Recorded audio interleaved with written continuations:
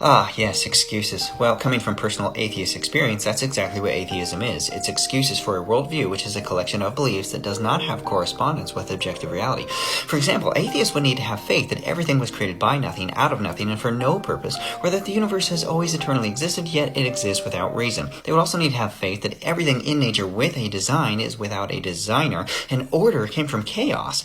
Atheists would need to have faith that materials could somehow collaborate in order to generate life, which produces emotions, thoughts, and a will to act. They would also need to have faith that mere matter in the shape of a brain is capable of producing thoughts, and that those thoughts are somehow material rather than immaterial. They would have to have faith that non-life produced life, that minds came from a non-mind. Atheists even have faith in their own bodies, believing that they can fall asleep at night, still wake up breathing the next day. They have faith by trusting that the food another person made for him or her is not poisoned, that their coworkers are not engaged in a conspiracy to harm him or her, that the airplane they're on was properly inspected, that the prescription bottle label is true, that the law of gravity won't suddenly stop working as expected, or even that the sun won't suddenly explode today.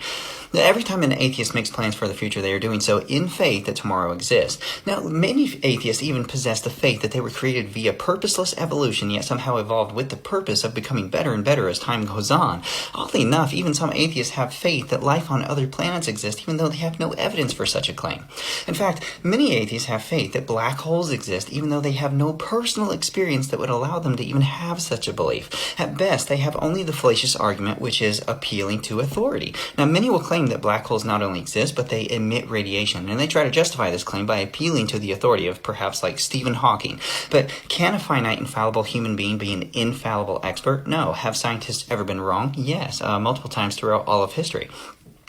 And thus the atheist possesses faith that other humans are correct in all their estimates. Therefore, the atheist would believe by faith that black holes exist and they emit radiation simply because an expert said so. Now, listen, I'm not arguing against the existence of black holes, but what you need to keep in mind is that a group of experts won't necessarily achieve an absolute consensus about a topic. Experts aren't necessarily impartial. So who then is an expert? What makes someone an expert? Well, isn't an expert a mere human being who is simply dedicated to obtaining documentation from what could have been a biased educational institute? Would then an expert be defined as someone who is committed to a cause for a specified amount of time? But should a commitment to a cause determine the expert title? I mean, can you think of anyone who is committed to a cause, earned a title of expert, yet did evil deeds? I can. That's why it's important not to fall for the fallacy of appealing to authority.